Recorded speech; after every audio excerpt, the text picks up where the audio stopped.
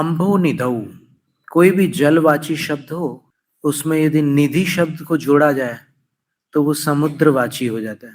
तो समुद्र में, कैसे समुद्र में, तो समुद्र के विशेषण देखिए आप।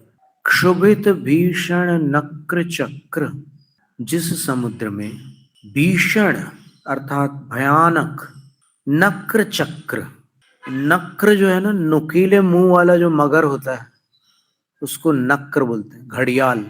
कैसा है वो समुद्र? तो आचार्य लिख रहे हैं, क्षुभित भीषण नक्र चक्र, जिस समुद्र में नक्र चक्र, नक्र यानी उन्हीं घड़ियालों का, चक्र यानी समूह होता है। तो नक्र चक्र का अर्थ हो गया मगरमच्छों का समूह।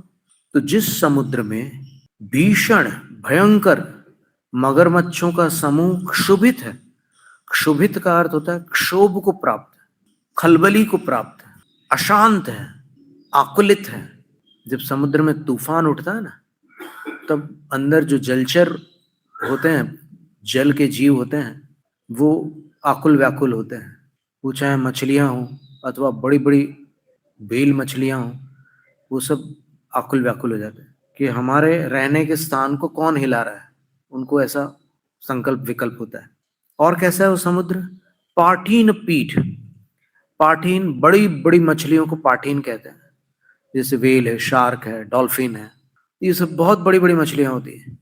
एक ब्लू वेल मछली जो होती है वो 27 हाथियों के बराबर होती है, इतनी विशाल होती है। तो ये बड़ी बड़ी मछलियां समुद्र में पाई जाती है। तो यहाँ लिखा है कि ऐसा समुद्र जाओ जो पाठीन पीठ, बड़ी बड़ी मछलियों का पीठ का अर्थ होता है स्थान, निवास। और कैसा है वो समुद्र? भयदोलवण वाट वाग्नो, भयप्रद, भय प्रदान करने वाली, उल्वण वाडवाग्नि से युक्त है।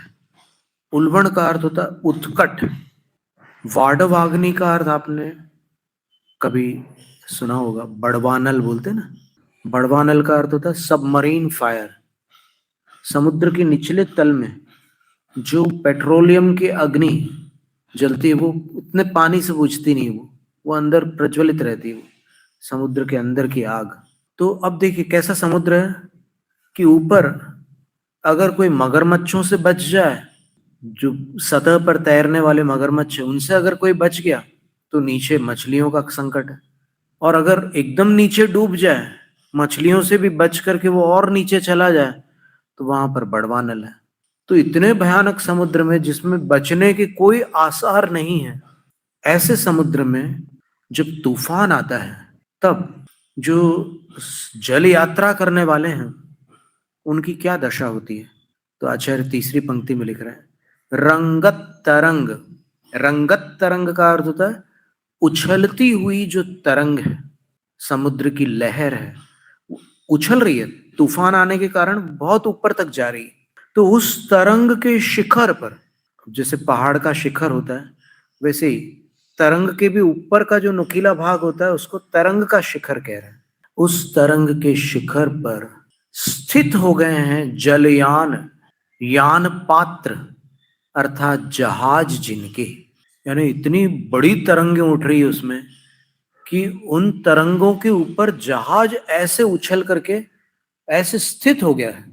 अब स्थित होने के बाद वो लहर तो नीचे आएगी निश्चित है, पर जहाज ऐसे आएगा या ऐसे आएगा या ऐसे आएगा या पलट जाएगा, कुछ कहा नहीं जा सकता, क्योंकि बहुत ऊपर ले गई है वो लहर जहाज को।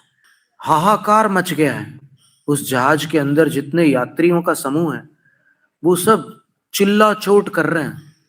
तो वहां पर भवतः स्मरणात्, अगर आपके भक्त उस जहाज पर हों तो वे भवतः स्मरणात्, आपके स्मरण मात्र से, त्रासम विहाय, त्रास का अर्थ भय होता है, भय को छोड़कर, व्रजंती, आगे बढ़ जाते हैं, अपने लक्ष्य को प्राप्त कर लेते हैं।